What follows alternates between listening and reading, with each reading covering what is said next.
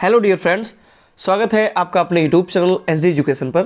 आज है 17 मार्च 2025 और हम बात करेंगे रेगुलर की तरह आज के most important current affairs question के बारे में।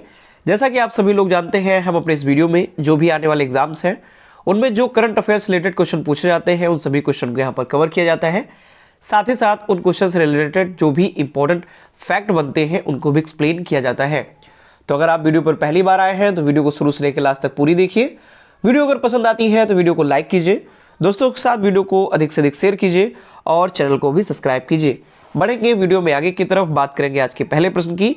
आज का पहला प्रश्न है, हाल ही में राष्ट्रीय टीकाकरण दिवस कब मनाया गया? तो जो राष्ट्रीय टीकाकरण दिवस है ये कब मनाया गया? तो ऑप्शन नंबर ए इस प्रश्न का सही जवाब हो जाएगा, यानी कि 16 मार्च को राष्ट्रीय टीकाकरण दिवस मनाया गया। डिटेल में इसके बारे में हम बात करें तो राष्ट्रीय टीकाकरण दिवस हर साल 16 मार्च को मनाया जाता है और इसके मनाए जाने का जो उद्देश्य है वो टीकाकरण के महत्व को समझाना और लोगों को जागरूक करना, यानी कि वैक्सीनेशन जो होता है उसका क्या कुछ महत्व है, लोगों को उसके बारे में जो भी इंपॉर्टेंस है उसके बारे में लोगों तक जानकारी पहुंचाई जाए, लोगों तक उसको बताया जाए, इसके लिए ये दिवस मनाया जाता है। और दुनिया का जो पहला टीका है वो एडवर्ड जेनर द्वारा 1796 में विकसित किया गया था और ये चेचक के टीके के रूप में इन्होंने इसको विकसित किया था। बात करें भारत में पहला टीकाकरण अभियान 1893 में चेचक के खिलाफ शुरू हुआ था, यानी कि भारत में बात की जाए कि भारत में पहला टीका कौन सा शुरू हुआ था, तो पहला टीकाकरण जो था वैक्सीनेशन वो 1893 में चेचक के खिलाफ शुरू किया गया था। तो ऑल ओवर अगर पूछा जाए तो 1796, भारत में टीकाकरण की जो शुरुआत हुई वो 1893।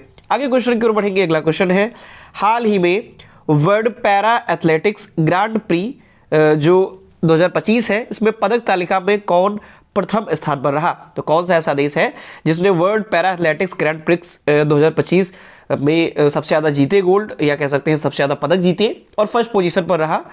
तो ऑप्शन नंबर ए प्रश्न का सही जवाब हो जाएगा, यानी कि भारत इस तालिका में पहले स्थान पर रहा है।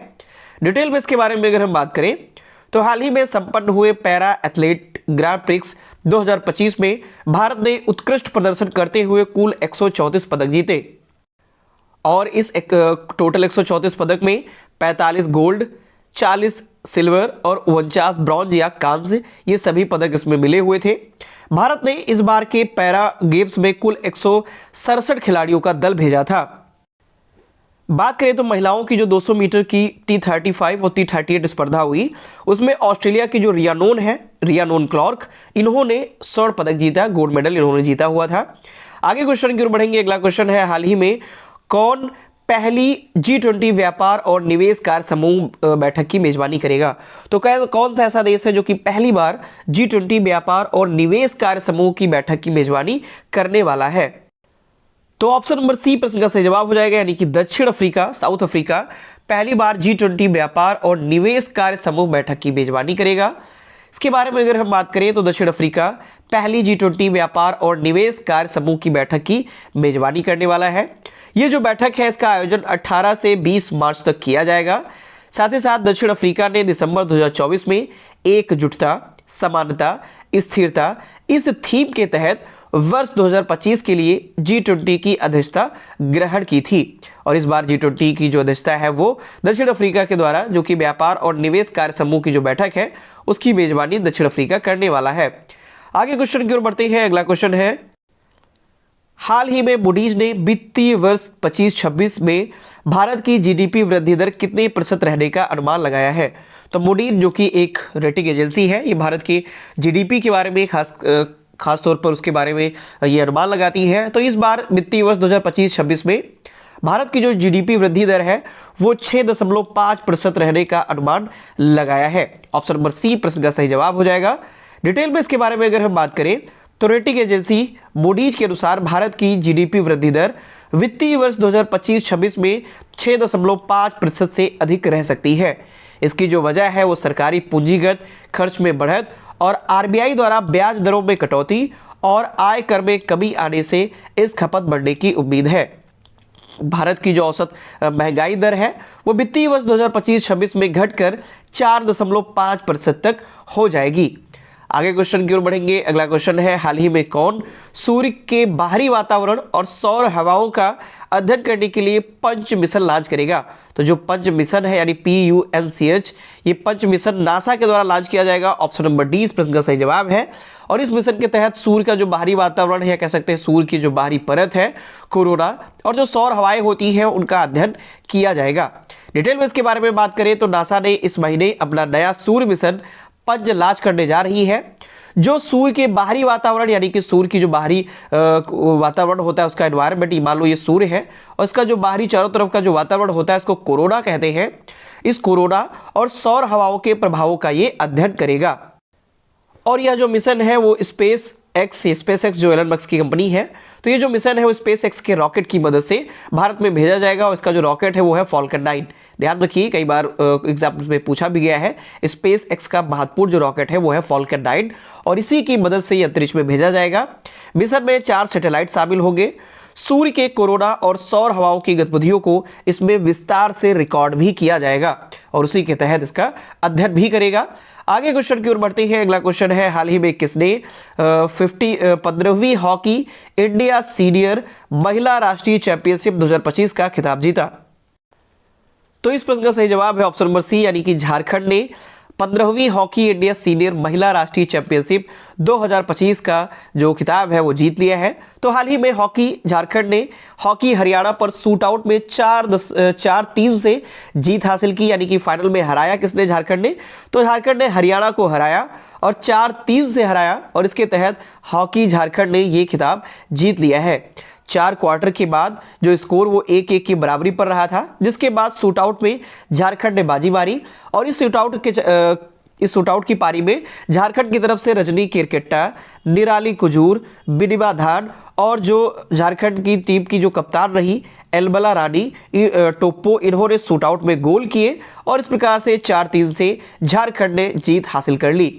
आगे क्वेश्चन की ओर बढ़ते हैं। अगला क्वेश्चन है, हाल ही में यूएई ने किस देश में 10 अत्याधुनिक प्रसूति और बाल चिकित्सा केंद्र स्थापित करने की घोषणा की है?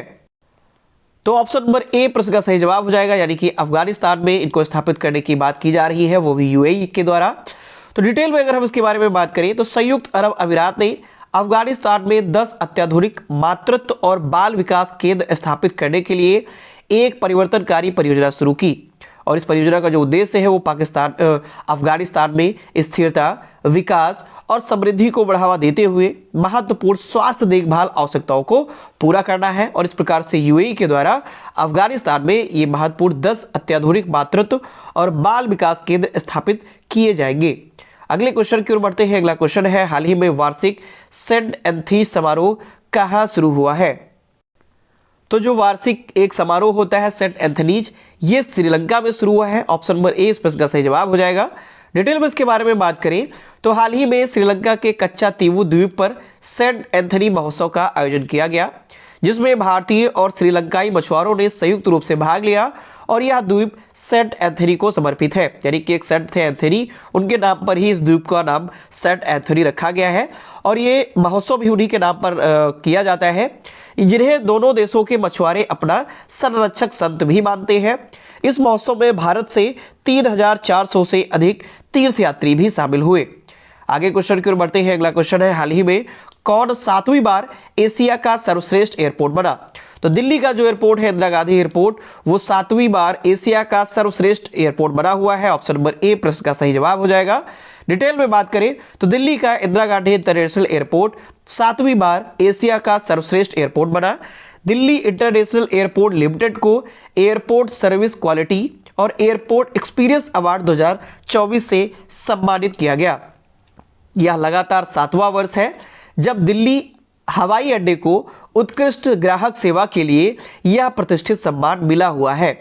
आगे क्वेश्चन की ओर बढ़ेंगे। नेक्स्ट और लास्ट क्वेश्चन है, हाल ही में देव मुखर्जी का निधन हुआ, वो कौन थे? तो जो देव मुखर्जी हैं जाने माने अभिनेता थे, फिल्म इंडस्ट्री में काफ़ी पहुंचा हुआ नाम था इनका देव मुखर्जी, और इनका अभी हाल ही में निधन हुआ है। तो ऑप्शन नंबर ए प्रश्न का सही जवाब हो जाएगा, यानी कि एक अभिनेता थे।